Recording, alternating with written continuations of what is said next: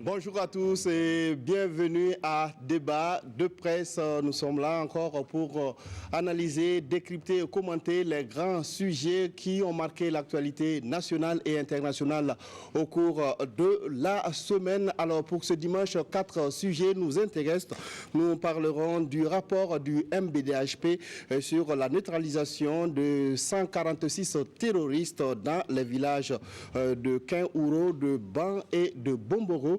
La crise hominifide est au menu de cette émission. Nous parlerons également du mode d'adoption de la nouvelle constitution et enfin nous parlerons de la situation sociopolitique en Algérie. Pour discuter de tous ces points de l'actualité nationale et internationale, je suis en compagnie de 4 confrères de la presse nationale. Nous avons avec nous sur ce plateau Inoussa Ouedraogo de Bendré. Bonjour. Bonjour. Abdoulaye Tao, de l'économiste du FASO, est également avec nous. Bonjour. Bonjour. Nous avons avec nous Dieudonné Zoungrana de Aujourd'hui au FASO. Bonjour. Bonjour Sayon, bonjour téléspectateurs. Bourema Ouedraogo du journal Le Reporter est également notre invité. Bonjour. Bonjour. Merci à tous en tout cas d'avoir accepté notre invitation. Alors le mercredi 13 mars dernier, le mouvement burkinabé des droits de l'homme et des peuples MBDHP a présenté à la presse son rapport sur les opérations menées par l'armée burkinabé dans les départements de Kain, Ban et Bomboro le 4 février 2019. Selon un communiqué de l'état-major, ces opérations ont permis de neutraliser 146 terroristes. Le rapport de la mission du MBDHP fait état d'exécution sommaire, d'atteinte à l'intégrité d'habitants des localités concernées et de destruction de biens privés. Il révèle surtout qu'il y a eu 60 exécutions sommaires et extrajudiciaires parmi les 146 terroristes que l'armée burkinabé dit avoir neutralisés. Alors, chers confrères, c'est un rapport que vous avez certainement lu et relu. Alors, quel commentaire vous inspire ce rapport? Vraiment. Ok, merci. Déjà, il faut dire que, avant tout, si on, pour respecter les préliminaires, que le MBDHP déjà est dans son droit en tant que mouvement de défense des droits humains, effectivement, d'aller voir ce qui se passe parce que, avant même les rapports du MBDHP, il y avait déjà la polémique avait déjà commencé à s'enfler sur les réseaux sociaux par rapport aux informations qui sont contenues dans les rapports. Donc, du coup, effectivement, ça aurait été même une curiosité si le MBDHP, en tant que mouvement de défense des droits humains, ne partait pas voir. Parce que c'est comme s'il ne se souciait pas, effectivement, de la question du respect et de la défense des droits humains au Burkina Faso.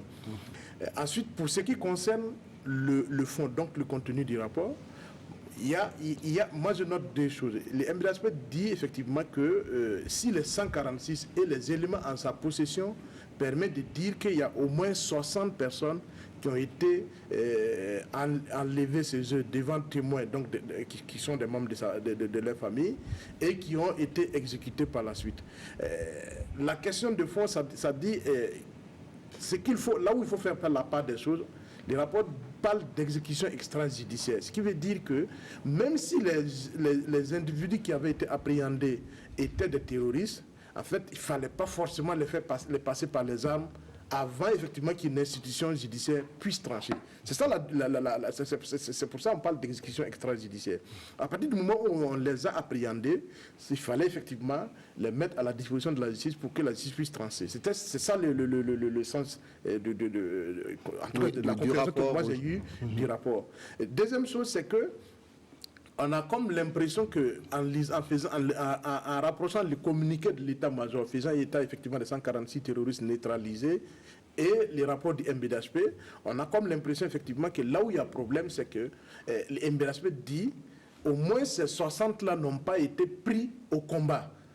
Donc du coup, effectivement, c'est pas des acteurs qui ont été neutralisés pendant qu'ils étaient au combat avec des forces de défense ou pendant qu'ils étaient en train de s'attaquer à des populations. Là, effectivement, selon leurs témoignages, c'est ce qu'ils ont pu trouver sur le terrain. Maintenant, tous les débats autour de est-ce que ces rapports n'est pas de nature à démoraliser les forces de défense et de sécurité. Je dis, ça c'est des interprétations des faits, mais au moins le fond du problème, c'est une interpellation à l'ensemble de la communauté nationale par rapport aux stratégies de lutte contre le terrorisme, par rapport à comment effectivement nos forces de défense et de sécurité peuvent continuer à être efficaces tout en étant plus professionnels, tout en étant plus soucieux des droits humains. C'est ça. Alors, il y a beaucoup de polémiques justement sur ces rapports. D'aucuns reprochent donc au MBDHP la méthode donc, de collecte donc, de ces informations qui permettent de dire qu'il y a exécution sommaire. Là effectivement, il faut le poser.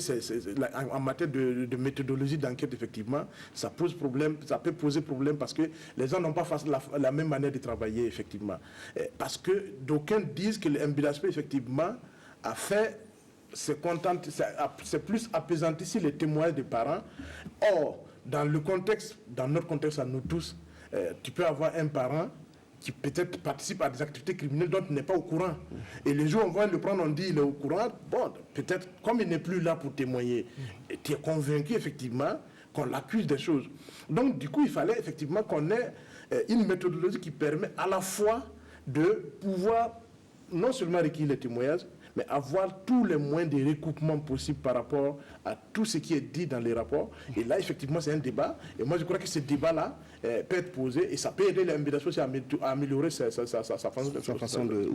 Oui, Tao voudrait réagir. Je rejoins un peu ce que Brahma a dit, parce qu'il faut être prudent dans ce genre de dossier. Et on sait que le MBDHP est une structure quand même assez sérieuse, assez responsable. Elle a sa façon de travailler. Ce n'est pas la première fois que le MBDHP engage une enquête de ce type. Donc, mais le contexte ici est très particulier parce que moi, ce que je crains, il ne faut pas qu'on commence à faire le procès de notre armée qui est au front, qui n'a pas besoin d'être diverti par un certain nombre de choses. Cela ne veut pas dire qu'il n'y a pas lieu d'investiguer. Effectivement, il y a lieu d'investiguer pour établir les circonstances réelles de l'opération qui a eu lieu à Caen et à environnant. Sur les exécutions extrajudiciaires, effectivement, si tel est le cas, il y a matière à poser le problème et à demander aux choses, à nos forces de l'ordre, bon, dans quelles conditions elles sont intervenues. Il faut déjà trouver une explication à ce qui s'est passé. Et je crois que le gouvernement, vous voyez, le gouvernement ne bat pas en brèche l'enquête. Il émet des réserves sur sa façon de recueillir les informations. Et ça, c'est très important parce que c'est une opération de l'armée qui a été déclenchée de façon concertée sur la base d'un certain nombre d'informations. Ils savaient qui ils allaient chercher, qui ils allaient trouver. Donc il faut attendre derrière que l'enquête judiciaire puisse établir effectivement la relation entre les, comment on appelle ça, ces victimes présumées là, enfin c'est plus présumé, ces victimes là, et leur relation avec le terrorisme. Oui. Alors, Inoussa, comme on le disait, des 15 demandes, alors lorsque vous allez dans une famille de quelqu'un qui a été abattu et que vous posez des questions sur sa relation avec des supposés groupes terroristes, il est évident certainement que alors, les réponses ne seront pas en tout cas ce que vous attendez. Personne ne dira peut-être que mon père ou mon frère travaille avec des terroristes. Il ne le sait même pas. Tout à fait. Je crois que toute la difficulté de ce type de travail-là, qui aurait pu être aussi un travail journalistique, des journaux auraient pu s'engager à faire ce type d'enquête-là. Et il est évident que s'il parvenait, ou disons quel que soit le type de résultat auquel il parvenait, il allait avoir matière à débat. Je pense que le MBDHP est dans son rôle en tant que défenseur des droits humains de mener ce type d'enquête-là. Et les résultats auxquels ils sont parvenus, plutôt que de nous révolter et de nous courroucer, doivent plutôt nous amener à nous interroger et à améliorer ce que les forces de défense et de sécurité font déjà sur le terrain. Les uns et les autres l'ont dit, on ne peut pas faire des œufs, des omelettes sans casser les œufs. Mais il faut accepter qu'on dise que vous avez cassé les œufs. C'est là ici tout le fond du débat.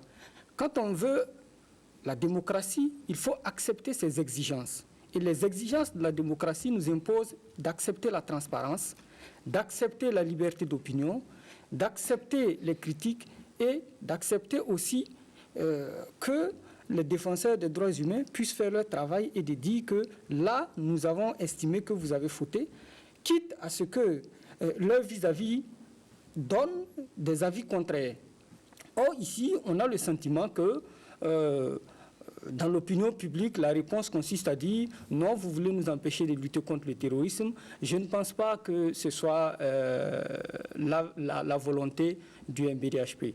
Acceptons la critique, mais en tant que peuple, c'est à nous de déterminer la façon dont nous devons lutter contre le terrorisme, en ayant en vue que le résultat ou l'objectif principal d'une guerre, c'est de gagner la guerre.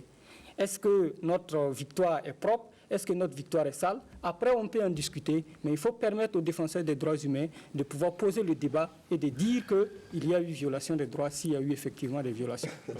D'accord. Ce qui est un peu, j'allais dire, gênant entre parenthèses dans ce dossier MBDHP, c'est que le rapport survient après la première grosse opération sur le terrain qui devait être une opération psychologique au sein de l'opinion. Et ça peut être quelque part gênant. Je comprends l'attitude des Burkinabés qui se disent, qui sont partagés entre, mais est-ce qu'on ne va pas décourager notre armée? Le gouvernement qui est un peu dans ses petits souliers, qui dit, mais jusqu'où on peut accepter ces critiques? Parce que le gouvernement, d'une certaine façon, c'est lui qui donne carte blanche au chef militaire pour les opérations. Oui. Donc, je peux comprendre que tout le monde soit embarrassé. L'objectif général étant de vaincre. Aujourd'hui, c'est difficile de dire maintenant par tous les moyens le terrorisme, parce que si ça doit se faire de cette façon, il y a quand même des réserves. Oui, justement, en tout cas, dans l'opinion publique, de façon générale, les gens n'ont pas très bien accueilli donc, ce rapport, les conclusions de ce rapport, qui est vu peut-être comme quelque chose qui peut freiner. Bon, enfin, oui, la question c'est autour que s'est-il réellement passé à Quin, Ban et Bamboro dans cette funeste nuit, lors de cette funeste nuit du 3 au 4 février, puisque l'opération, officiellement, on dit... C'est la qualité déjà de funeste. Mais il y a eu funeste parce que, bon, de part et d'autre, il y a eu quand même des morts. Non, funeste nuit parce que, justement, il y a une polémique, puisque on ne parle pas seulement que des terroristes tués, mais on dit, le MBDHP parle de 60 dérives. Ils ont passé le mot dérive, donc exécution extrajudiciaire. Et je peux comprendre, parce que la réaction de l'opinion, d'abord sur l'opportunité de ce rapport. Parce qu'effectivement, bon, c'était quand même le premier coup de gong, la première salve de nos forces armées après vraiment la kyrielle de Bérésina là, qui se sont succédés avant.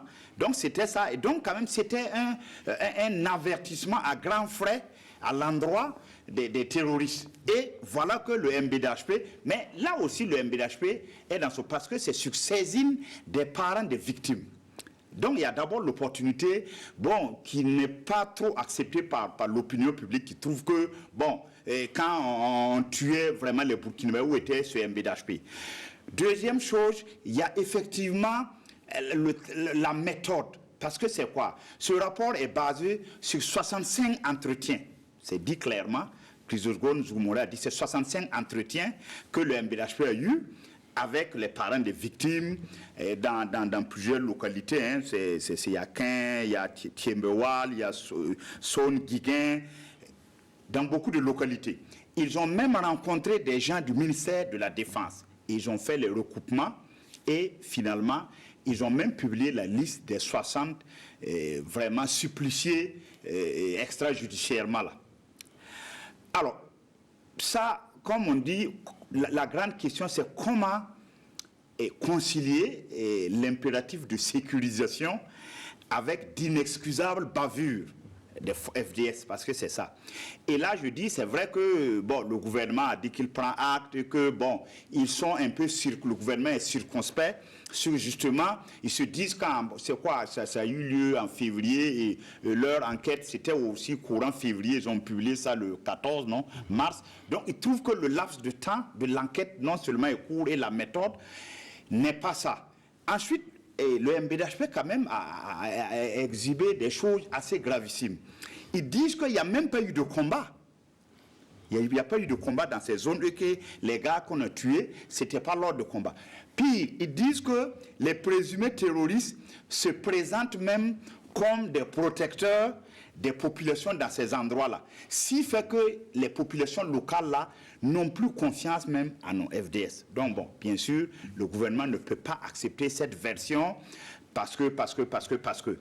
Mais ceci dit, le MBDHP est dans son rôle, le gouvernement aussi est dans le sien.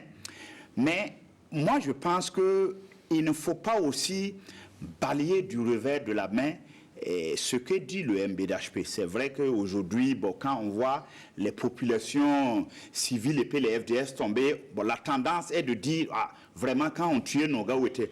Mais il ne faut pas balayer du revers de la main parce que quand tout va se tasser, parce que c'est ça, c'est des rapports et c'est des crimes, c'est des crimes de guerre souvent qui sont imprescriptibles.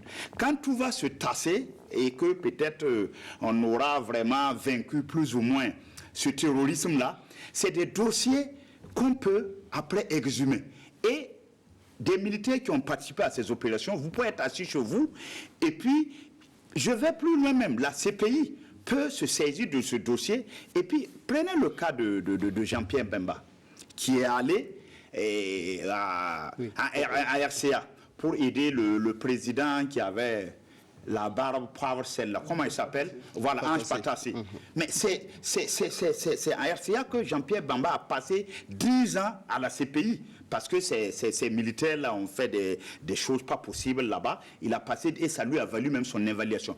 Donc, c'est vraiment, il ne faut pas aussi, certes, en tout cas, les gens ne sont pas d'accord, mais il ne faut pas aussi rejeter ce que dit le MBDHP en disant... Là aussi, l'image du Burkina n'est pas atteinte quand on regarde ce rapport sur le plan international. C'est la grande problématique, c'est comment concilier l'impératif de sécurisation là, sans pourtant faire des bavures, parce qu'on sait qu'il n'y a pas de guerre propre. Parce que ici, le MBDHP à moi à peine couvert, dit qu'en fait, on a vraiment exécuter des gens qui n'ont...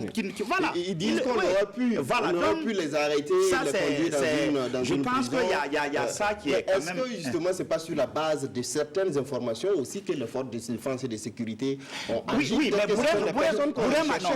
Bourema l'a dit. Bon, quand aussi certains disent que, bon, vraiment, leurs parents n'étaient pas des terroristes, Bourema l'a bien dit. Vous savez, vous pouvez avoir des parents qui ont des activités criminelles, mais même votre propre fille, et vous n'y aurez que dalle. C'est après, bon, il n'est plus là pour témoigner. Mais je pense aussi que nos FDS, les gendarmes, c'est quand même des gens assez sérieux. Et quand ils mènent quand même des investigations, ils aboutissent à des résultats, c'est que quand même c'est du béton. Mais bon, effectivement, c'est le contexte, c'est l'opportunité. Oui, d'accord. Voilà. Moi, je crois qu'il y a une chose qu'il faut qu'on puisse noter. Dans ce pays, je ne crois pas que nos forces de défense et de sécurité vont cibler un Burkinabé, qui qu'il soit, aller l'enlever, aller l'exécuter gratuitement. Je ne pense pas que maintenant, c'est si la base d'un certain nombre d'informations, des renseignements à leur niveau qui montrent aussi effectivement l'implication des uns et des autres par rapport à certaines activités qui ne sont pas du tout certaines activités qui pourraient relever du terrorisme. La seule, comme on l'a dit, il peut y avoir effectivement que dans ce genre de situations, il y a des erreurs en matière de renseignement qu'on puisse effectivement, ou que les gens puissent dénoncer des gens qui ne sont pas forcément... Il peut y avoir des victimes collatérales qui sont des victimes innocentes, dénoncées pour diverses raisons. Soit par des suspicions légitimes au sein de la population, soit parce que les gens ont des règlements, si là-bas des règlements de compte. Mais toujours est-il que la première de ce qu'il faut qu'on se dise, c'est que dans ce pays, je ne pense pas que cette liste de personnes qu'on a donnée dans les rapports de MBDHP ne sont pas des gens suffisamment connus qui aient fait quelque chose dans ce pays au point qu'on puisse leur en vouloir pour aller les enlever et puis les exécuter gratuitement. On peut discuter, on peut épiloguer ce qui a... Là, vous faites des réserves sur le rapport du MBDHP. Non, je ne fais pas de réserves. Le MBDHP lui-même n'a pas dit que ces gens n'étaient pas des terroristes. Oui. Nulle part dans le rapport, il n'a pas dit ça. Oui. Mais ce que je dis, c'est que si les gens l'ont fait, si c'est arrivé, il faut qu'on cherche effectivement la question de fond. Il ne faut pas qu'on laisse l'homme pour la proie. Est-ce que les éléments qui ont conduit les forces de défense et de sécurité pour aller interpeller ces personnes-là sont des éléments fondés ou non? Ça c'est une première question. Ouais. Ensuite, effectivement, la démarche. c'est vrai qu'on est dans un état de droit, et quand on appréhende un criminel de quelque nature que ce soit, on ne le passe pas par les armes, on le remet à la justice. C'est ça la question, le principe que le MBDHP pose. Enfin, ce qu'il faut qu'on dise, peut-être on peut épiloguer, les gens discutent de l'opportunité, de la façon, on peut même épiloguer sur l'opportunité de publication du rapport. Ça aussi, c'est des questions de fond. Parce que ça, c'est peut-être subjectif, mais on peut se demander, est-ce que le MBDHP n'aurait pas fait œuvre plus utile avec ces rapports-là, en le transmettant au gouvernement avec une petite synthèse pour communiquer qu'on a fait un travail, donner sommairement les résultats, mais les rapports de fond, tous les détails seront transmis aux forces de défense et de sécurité, au gouvernement, pour... Je termine. Oui. Ça c'est subjectif, mais je ne suis pas le MBDHP. Le MBDHP est souverain, il a décidé de passer par la méthode publication. Et là aussi, le MBDHP doit accepter aussi qu'on discute et qu'on débatte de ces questions. Parce que c'est ça aussi le principe de l'État de droit. Oui, et je dis que s'il y a aussi, allons au fond des choses. Je ne sais pas, je vais peut-être aller au fond de... S'il y a cette polémique aussi, vous dites que le MBDHP aurait pu effectivement transmettre le rapport au gouvernement et avec une petite synthèse sans vraiment rentrer dans les détails. Mais vous voyez qu'après ça, il y a eu un des leurs qui a démissionné, en l'occurrence Jacques Paramanga, qui a même remis en cause vraiment la pertinence du travail. Jacques Paramanga, il a publié un brûlot là, parce que c'est quoi? D'aucuns disent aussi que en faisant ce travail et en le publiant aussi, le MBDHP aussi est à la recherche de fonds. De fonds, parce qu'ils ont... Oui, ça aussi, ça se dit non. Nous sommes des journalistes, allons au fond des choses.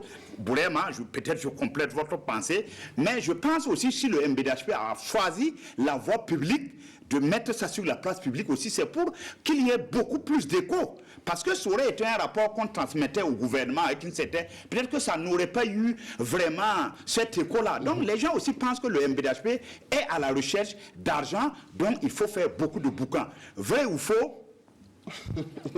C'est la grande question. Ça, c'est des hypothèses avant la publication. C'est publié, entre guillemets, le mal est fait. Les conséquences, c'est quoi?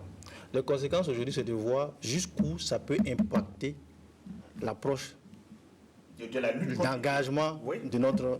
C'est ça. Et ça, c'est un débat que le gouvernement et l'armée doivent poser et résoudre.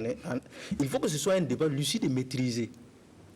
Parce que ce n'est pas la première fois que les MBDHP attirent l'attention du gouvernement sur des exécutions extrajudiciaires.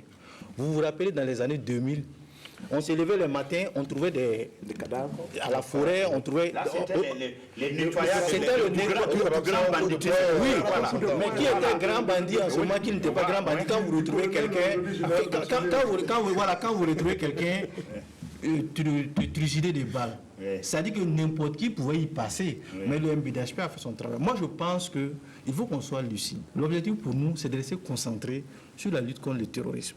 Il y aura des bavures. Il n'y a pas de guerre propre. Quand il y a un obus qui tombe, la cible est là, mais il y aura forcément des victimes collatérales. Quand on va intervenir dans un village et qu'on cerne un patelin et que les terroristes y sont et qu'on veut les déloger, il y aura. Maintenant, il faut effectivement que, pour la suite, et maintenant, qu'est-ce qu'on fait? Il faut effectivement que les gens s'interrogent, discutent, voir comment on peut améliorer nos interventions sans que cela suscite des cris d'orfraie comme on vient de voir. Dafaoui Inoussa. Oui, le débat est passionnant. Et j'ai dit, en tant que peuple, nous sommes souverains. Nous avons le droit de choisir. Lorsqu'en 2001, on a frappé les États-Unis, le président Bush a décidé de tracer l'axe du mal et de désigner qui sont les ennemis des États-Unis, et on ne les a pas laissés. Il n'y a pas eu de droits de l'homme qui tiennent ici. Il appartient au Burkina de choisir de mener son combat en tenant compte... On se rappelle bien sûr de Guantanamo ou voilà, exactement, une prison assez... Voilà. Laissez les hommes de droit, les organisations, voilà, faire leur travail. Tenez en compte dans la lutte, mais faites votre travail, qui est de nettoyer le Burkina des terroristes.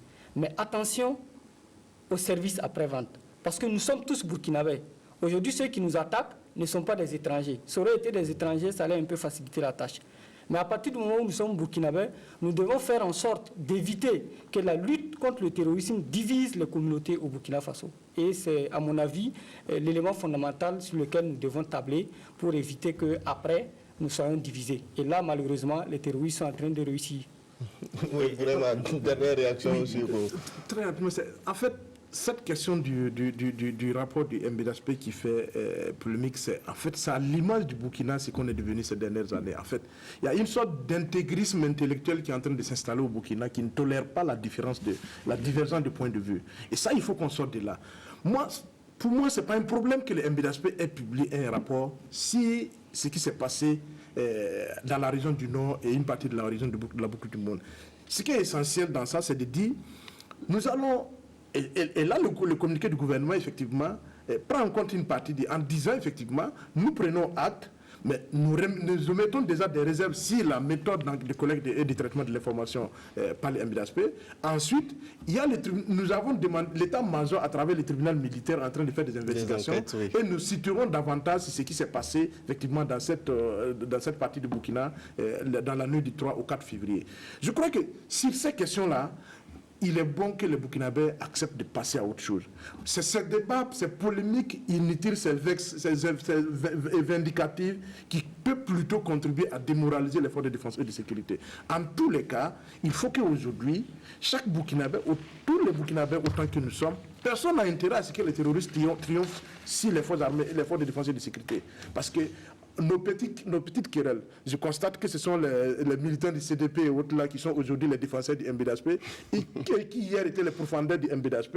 Mais c'est bon, c'est la démocratie. À partir du moment où ils se retrouvent de l'autre côté, ils se retrouvent l'âme des défenseurs des droits humains. Alhamdoulilah, allons-y. Non, je pense que la polémique, non, c'est pas purement politique. Vraiment, quand on regarde sur les réseaux sociaux, vraiment, c'est vraiment même le citoyen qui n'est pas politisé. En fait, la polémique pour les gens, c'est quoi? Bon, lorsqu'on tuait les Burkinabés, les FDS, en tout cas le MBDHP, on n'a pas entendu sa voix. Maintenant, qu'on dit qu'on tue des terroristes, voilà. En tout cas, vraiment, grosso modo, résumé, c'est vraiment la vox populi qui se ressort vraiment de ce qu'on entend sur les réseaux sociaux et tout.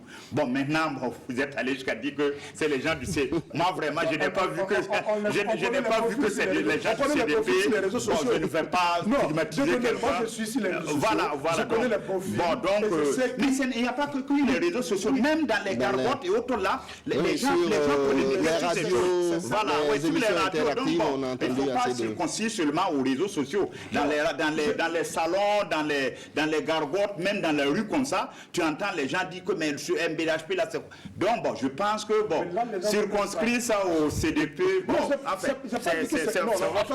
j'ai pas dit que c'est l'extrémisme. Vous avez dit que c'est non, je me rends compte qu'il y a des militants du CDP aujourd'hui qui se défendent les MBDHP. C'est pas dit que tous ceux qui défendent sont des militants du CDP. Comme il y a des militants d'autres partis. Il y a d'autres partis. D'accord. Alors, je pense qu'on s'est largement exprimé sur cette question, ce rapport, en tout cas du MBDHP, qui fait beaucoup de polémiques actuellement. Alors, on va avancer donc dans cette émission et parler de cette crise au sein donc du ministère des Finances. Alors, on sait que le climat donc au sein de ce département ministériel est tendu. La crise n'est pas peut-être très ouverte pour le moment, mais la question de fond est celle du fonds commun, désormais plafonné à 25% de la masse salariale du bénéficiaire, conformément donc aux conclusions du Forum national sur les rémunérations des agents publics.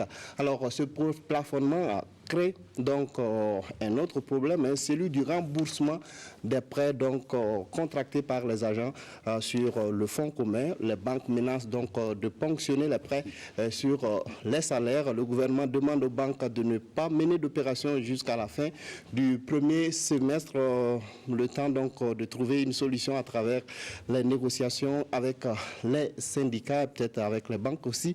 Alors, quelle analyse vous faites de cette situation au sein du Minefid? Tao. Bon, moi je crois que depuis la fin de l'année, on voyait venir un peu cette crise qui ne dit pas son nom, parce que la conséquence de cette crise-là, c'est qu'il y a une grève en sourdine qui ne dit pas son nom, ce qu'on peut appeler, je ne sais pas si c'est le thème exact, la grève du zèle, où les gens sont présents mais ne travaillent pas, on refoule les usagers. C'est l'exemple de la police qui a fait exactement la même chose. Les agents du Minifid aussi sont dans cette logique, où ils font ce qu'on appelle un mouvement escargot, où on retarde toutes les procédures avec les conséquences, ou avec toutes les conséquences que cela peut causer sur les entreprises et les contribuables classiques. Maintenant, sur la question des quotités, moi je pense que ça, c'est des problèmes qu'on aurait dû discuter en amont. Je crois que sur votre plateau, on l'avait déjà dit.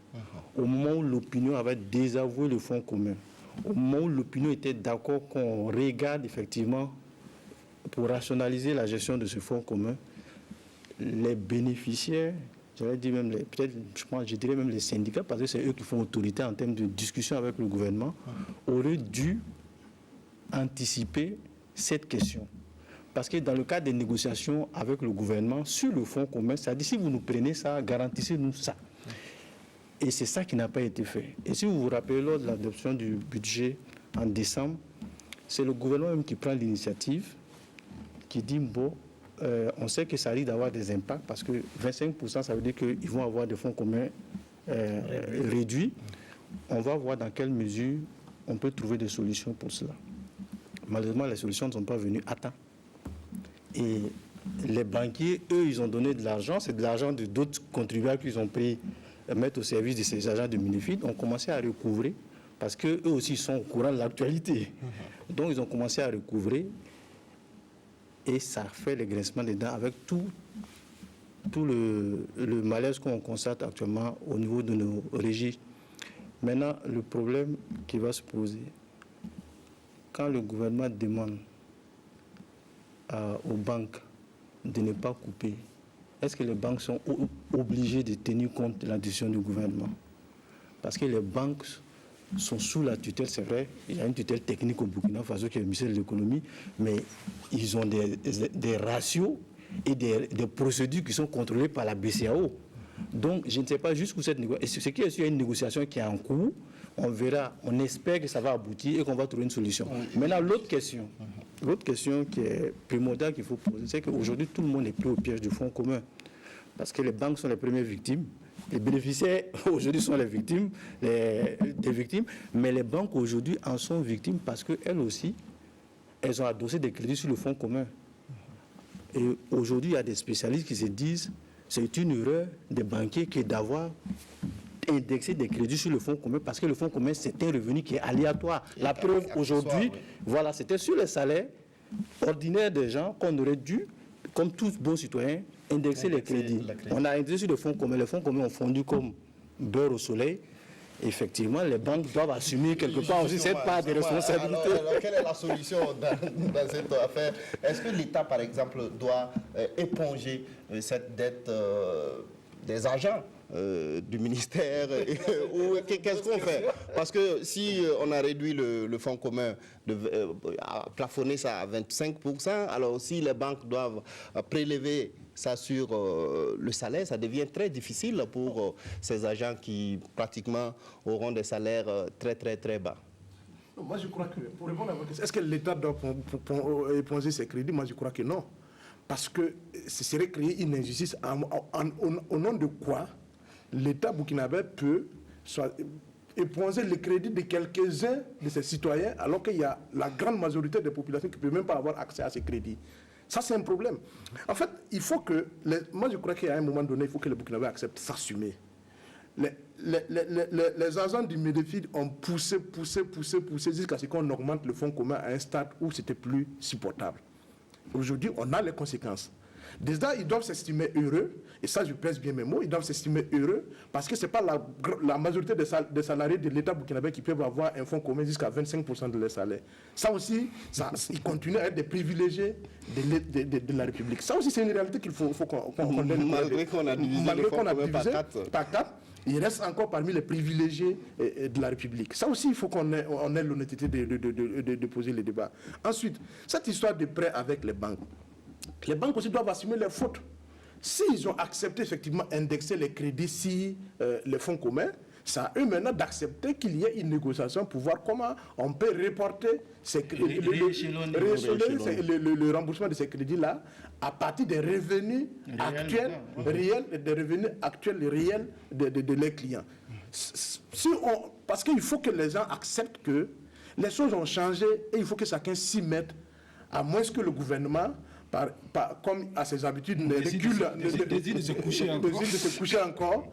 Parce que là, effectivement, il faut qu'à un moment donné, les Burkinabés commencent à penser au Burkina Faso au-delà de leur propre personne. Moi, je pense qu'une des solutions, effectivement, serait de voir comment on peut, avec les banques, payer, c'est peut-être un grand mot, mais peut-être rééchelonner. Mais le problème avec le rééchelonnement, c'est quoi? C'est qu'il y a des gens qui vont aller à la retraite dans 1 an, dans 2 ans. Pour les jeunes encore, ça va. Mais pour ceux qui sont au bout... Mais est-ce que, par exemple, ce que Bouraïm m'a dit, il ne faut pas prendre ça en compte, c'est les banques peut-être qui ont risqué, si elles ont perdu, elles doivent s'assumer socialement. Non, pas les banques qui ont risqué, parce que là, je ne suis pas d'accord avec Tao, parce que quand Tao dit que, effectivement, les fonds qu'on ne devait pas, les banques primaires ont accepté d'adosser ces crédits-là sur le FC, parce qu'à l'époque, le grand argentier, Bembamba, avait écrit aux différentes banques pour dire que c'est des fonds sûrs, qu'on peut effectivement adosser ces FC-là sur les crédits sur ces FC. C'est pour ça, sinon, en temps normal, c'est sur le salaire. Chacun sait que c'est avec ton salaire, on divise par 3 la côté. Oui, voilà, non, enfin, que ce soit, mais bon, là maintenant, vous faites un combat d'arrière, mais à l'époque, mais c'était aussi un engagement d'un gouvernement. Le gouvernement avait engagé l'État pour dire que ces fonds communs-là, c'est des fonds pérennes sûrs, donc les banques pouvaient vraiment adosser les crédits des individus-là sur ces FC, qui sont devenus, c'est devenu un viatique indispensable pour beaucoup d'argent. Parce que c'est quoi? Bon, et certains disent que c'est sur ça qu'ils ont basé pour la scolarité de leurs enfants, le niveau de vie, l'engagement, tout. Et voilà. Et quelqu'un qui avait, par exemple, 2 millions comme FC par an, il se retrouve peut-être même avec 200 000. Il se dit, comment je vais m'en sortir? Parce qu'il y a quand même une baisse drastique. Le gouvernement est en train... Non, c'est ça, je dis. En fait, c'est parce que l'État s'est porté, comme on appelle ça en banque, là, caution solidaire, ou bien, je ne sais pas, en banque, il y a cette expression-là, caution solidaire, ou bien en tout cas, pour que ces FC-là soient vraiment des ressources sur lesquelles on pouvait prendre des crédits. Maintenant, est-ce que l'État... Non, je ne pense pas que l'État puisse... Qu'est-ce qu'on fait maintenant Je ne pense pas que l'État puisse vraiment éponger... Non, parce que là aussi, ça serait... L'État ne peut pas éponger quand même. Il faut trouver la solution. Mais vous savez aussi qu'en banque, nous tous, nous avons des crédits en banque. Les banquiers, ils sont ce qu'ils sont. Il y a des échéances. Quand les échéances arrivent, il y a des pénalités. Et à partir d'un certain moment, le crédit est déclassé. On rentre dans les crédits toxiques ou quoi. Et après, si c'était... Donc, il faut qu'aujourd'hui, l'État trouve la solution. Je ne sais pas, comme dit le rééchelonnement, ce qu'on appelle le revolving. Je ne sais pas si le prêt revolving aujourd'hui peut résoudre le problème, mais c'est une des solutions. Au lieu, parce que je crois que l'État a demandé 6 mois pour voir comment. Peut-être qu'il faut encore reculer, mais il va falloir trouver une solution parce que le fonds commun aujourd'hui est basé sur 25%, ça l'est non plus sur le budget, et le problème va demeurer. Qu'est-ce qu'il faut faire? Parce qu'il y a un problème que Tao n'a pas soulevé. Les banques sont victimes, les agents du Sinafi sont victimes, mais même les Burkinabés. Parce que, bon, ce qu'on oublie aujourd'hui, à Côte d'Ivoire, les agents, ils sont très mécontents. Il faut aussi avoir le courage de le dire. Et malheureusement, ils tiennent quelque part un pouvoir. On l'a vu, ils tiennent, bon, oui, je vais rapidement, voilà, ils suspendent leur participation à de nouvelles activités, cela va de la participation, je finis. Oui, non, qui vont des participations des ateliers de formation, d'addiction du budget, aux travaux de la direction du contrôle des marchés publics, mais ce n'est pas le traitement des salaires. Mais justement, c'est pour dire que les Burkinabés eux-mêmes disent donc il va falloir trouver une solution. Malheureusement, ils sont à des niveaux, à des postes où, je ne sais, moi je n'ai pas la solution miracle, mais ils tiennent aussi quelque part un pouvoir. Et vous avez brandi, vous voyez qu'il y a le chiffon rouge de la grève qui se profile à l'horizon. Mais je pense que peut-être effectivement, Le revolving pourrait être une des solutions, mais il va falloir trouver une solution définitive. Bon, moi je ne sais pas, parce que c'est un problème d'argent. On va écouter Innocent sur cette question. Je pense qu'il appartient au gouvernement de donner un visage humain aussi aux réformes qu'il entreprend. Ça veut dire qu'on est d'accord qu'à un moment donné, il faut réformer les choses, mais il faut aussi accepter de regarder les conséquences que nos réformes engendrent et voir quelles sont les solutions qu'on peut apporter. Sinon, on est dans une situation où effectivement les travailleurs sont mécontents. Même quand ils travaillent, quand ils sont mécontents, ça joue sur le rendement. Or, aujourd'hui, le Burkina n'a pas intérêt justement à ce que ces travailleurs soient permanemment dans le mécontentement. Les enseignants sont mécontents. Aujourd'hui, l'épée de Damoclès plane sur la tête de certains FDS. Même les agents de santé ne sont pas contents. Aujourd'hui, c'est les finances. Ça fait 2 ans qu'on traîne ça pratiquement. Et les conséquences, c'est d'abord les populations qui les subissent. Donc, nous devons, en tant que communauté humaine, trouver l'intelligence de pouvoir résoudre nos problèmes. On doit pouvoir se parler. Évidemment, l'option prise par les travailleurs du ministère de l'économie et des finances de faire bloquer toute la machine parce que soi-même on n'est pas content, n'est pas la solution. C'est une solution à la limite suicidaire. Nous allons tous en pâtir, y compris eux. Voilà pourquoi nous devons trouver l'intelligence de nous parler. Ce n'est pas tard. Le gouvernement peut discuter avec les banquiers, ils sont là, ils peuvent comprendre. Les banquiers aussi peuvent discuter avec les travailleurs et l'un dans l'autre, on va trouver une solution intelligente. De toute façon, il faut qu'on trouve vite une solution. Oui. Il faut qu'on trouve vite une Vite, solution. oui. Bon, le gouvernement a donné un moratoire de 6 mois pour trouver une solution. Mais je pense qu'il faut que les acteurs, et on a un ministre qui est très disposé au dialogue, et je parle du MINEFID, il faut que les uns et les autres s'asseyent, discutent vraiment de ce qui est possible. Parce que le problème, c'est quoi? C'est quand il y a de la surenchère que ça bloque. C'est-à-dire qu'il y a des gens, aujourd'hui, je pense qu'il faut que nous, les Burkinabés aussi disent, l'État ne peut plus tout faire. Aujourd'hui, l'État a des problèmes, cherche des solutions, fait des sacrifices. L'État même est en train de se mettre en mode diète. Ça veut dire que c'est des efforts qui doivent être faits par tout le monde. On ne peut pas continuer à vivre comme on vivait avant l'insurrection, pour suivre le train Comme l'État, on dit que l'État ne peut jamais tomber en faillite, la banqueroute, l'État a toujours les moyens. Donc, effectivement, aujourd'hui, c'est des agents publics.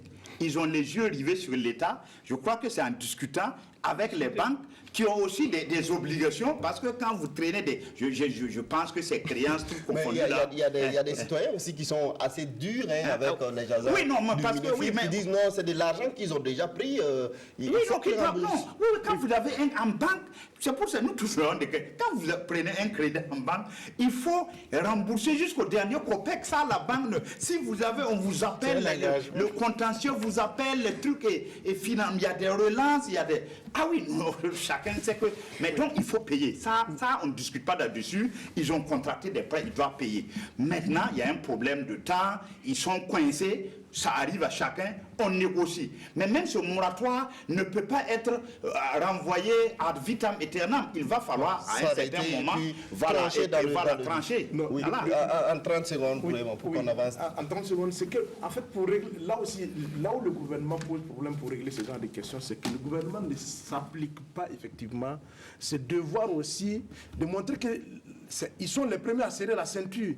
Parce que quand on veut que les autres, les gens acceptent là, les gens du MINEFID là, en fait, le gros problème c'est qu'il va tout passer. Ils savent ce qu'il y a comme recette. Ils savent les dépenses que les gens sont en train de faire dans les institutions. Donc à un moment donné, si le gouvernement veut que les travailleurs, toutes catégories confondues, acceptent effectivement de subir la dure loi de serrer la ceinture, qu'il y ait quand même un minimum d'efforts de réduction du train de vie de l'État, de réduction du gaspillage et aussi qu'on puisse aussi sortir de l'impunité des crimes économiques et de ça. Si on ne sort pas de ça, c'est normal que les uns et les autres estiment que si en haut on vole, il faut que nous aussi, le peu que nous on gagne aussi, on ne va pas nous retirer ça. C'est ça là. Le message peut-être passé. Alors, je pense que le gouvernement gouvernement a pris des mesures pour ça. On a entendu le Premier ministre lors de son passage à l'Assemblée nationale, en tout cas, dire que des mesures seront prises pour réduire le train de vie de l'État. Mais on attend de voir tout ça. On va parler donc du troisième sujet de cette émission. Il s'agit donc de la nouvelle constitution et de son mode d'adoption. Jeudi dernier, la commission de rédaction de la nouvelle constitution présidée par Maître Alidou Ouedraogo a été reçue en audience à Kosiam par le président du Faso. Le mode d'adoption de la nouvelle constitution a fait l'objet d'échanges. Selon Maître Alidou Ouedraogo, le président du Faso a promis que la constitution sera adoptée par voie référendaire, contrairement à certaines informations qui avaient été publiées et qui indiquaient que le nouveau texte va être adopté par voie parlementaire à l'Assemblée nationale. Alors, comment, Inoussa, vous voyez donc cette décision de passer par un référendum pour l'adoption de cette nouvelle constitution?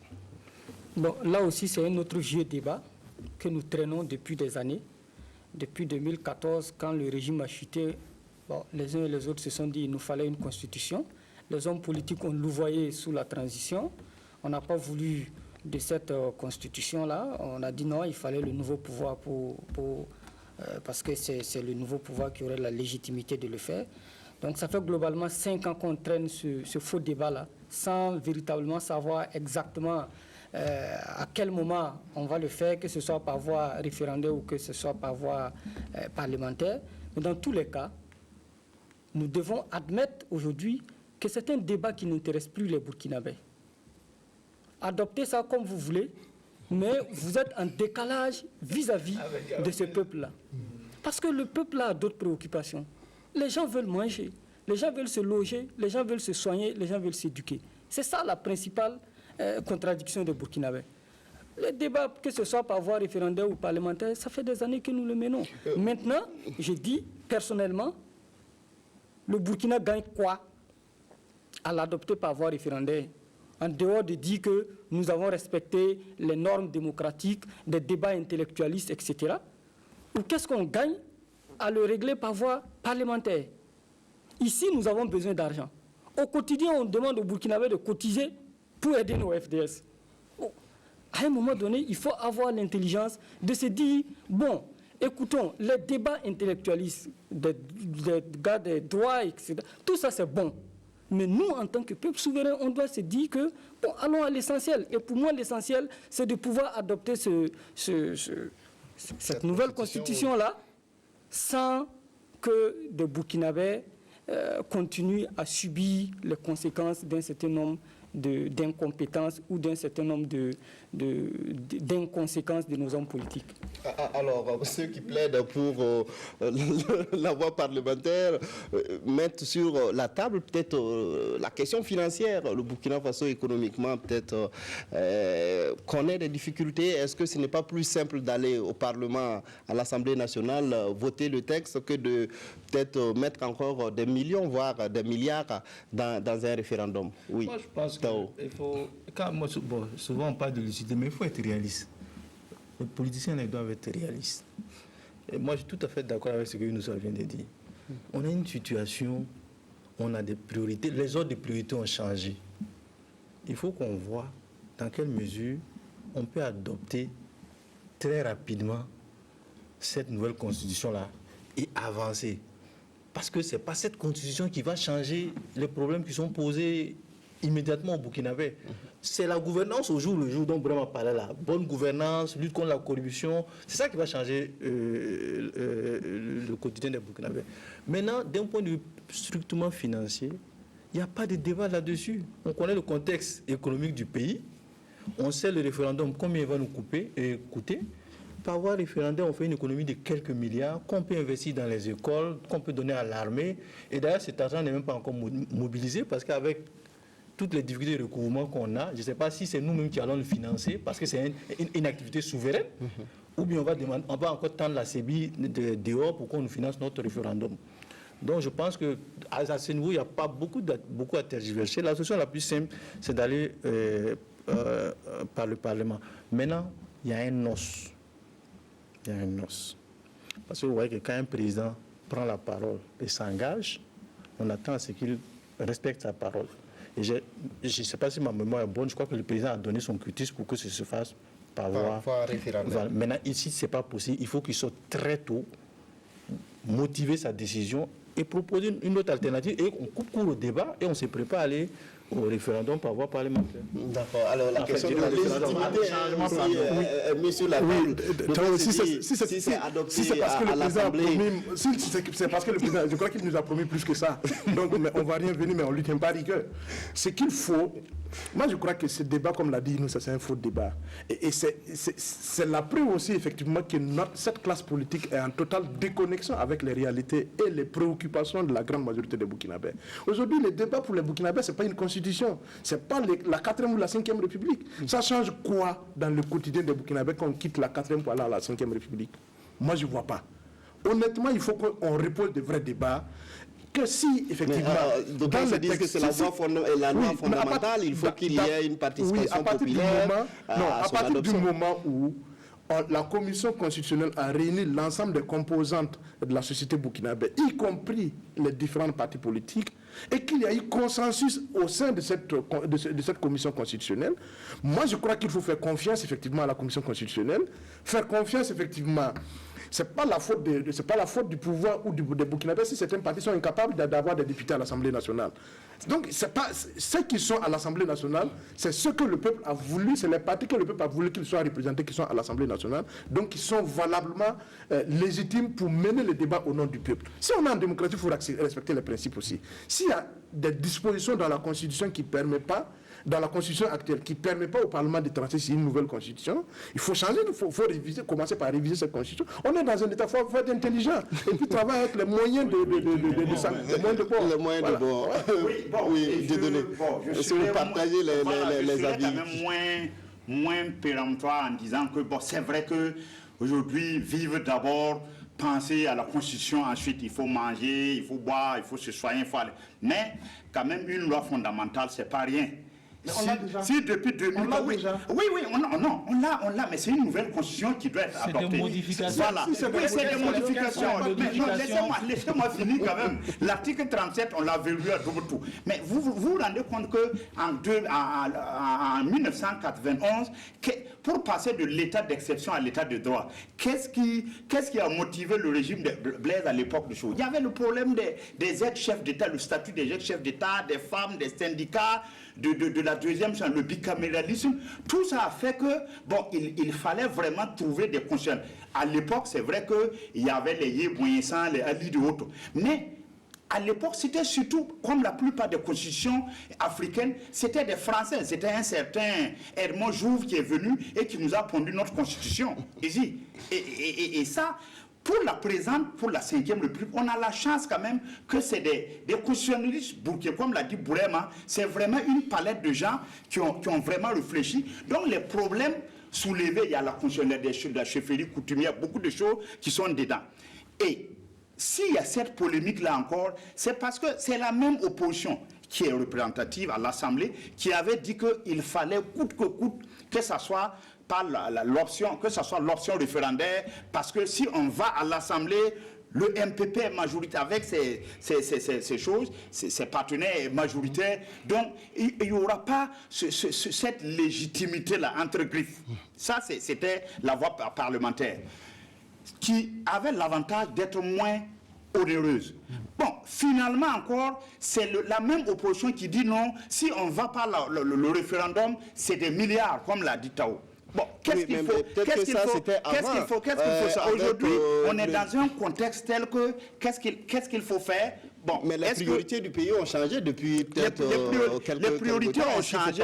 Les priorités ont changé. Bon, je crois que, bon, je ne sais pas si c'est à cause de la parole donnée ou bien c'est la légitimité là qui tient à cœur, parce qu'on se dit le référendum quand même, bon, c'est le peuple qui va trancher. Est-ce que c'est ça? Je n'en sais rien. Alors, il y a l'idée aussi il y a une idée aussi. Est-ce qu'on ne peut pas coupler ce référendum avec la présidentielle? Bon, oui, il y a cette idée qui fait son bonhomme de chemin.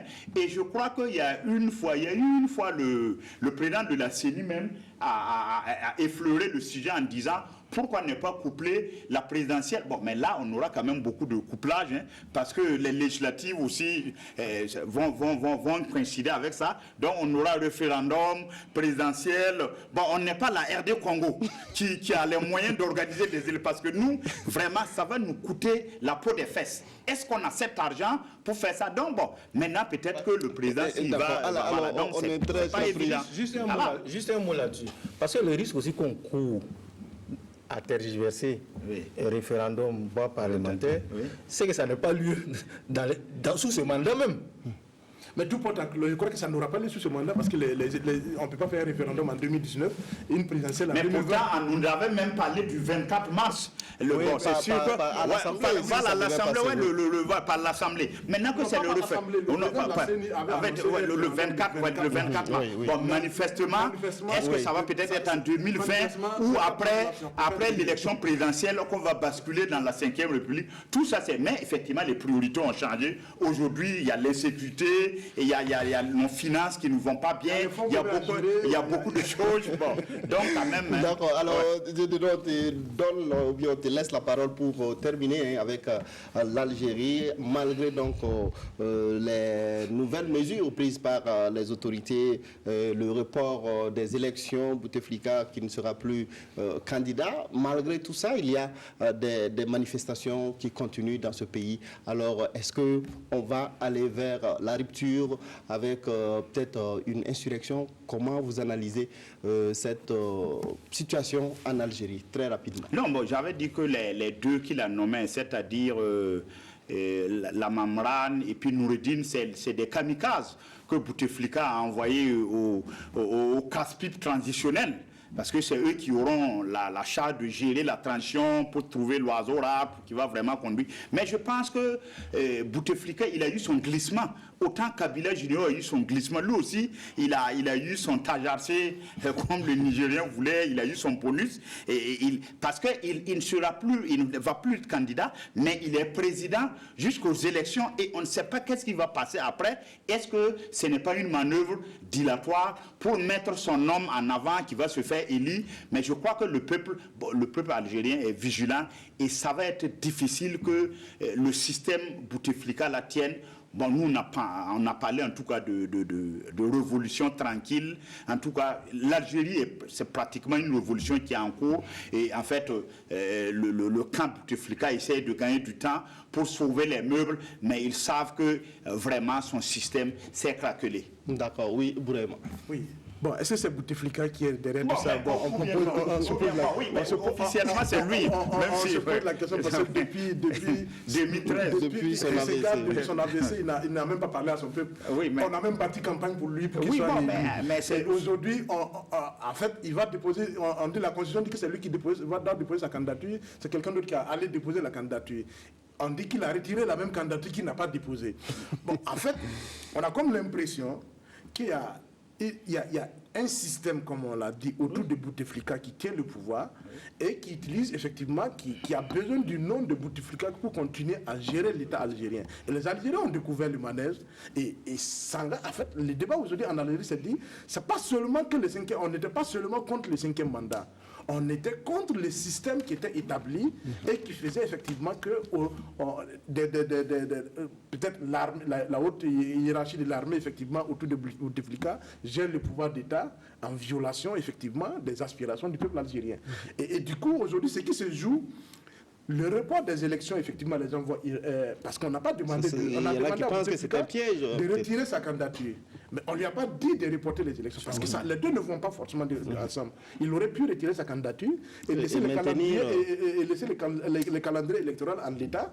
Et là, les Algériens allaient aller aux urnes le 18 avril.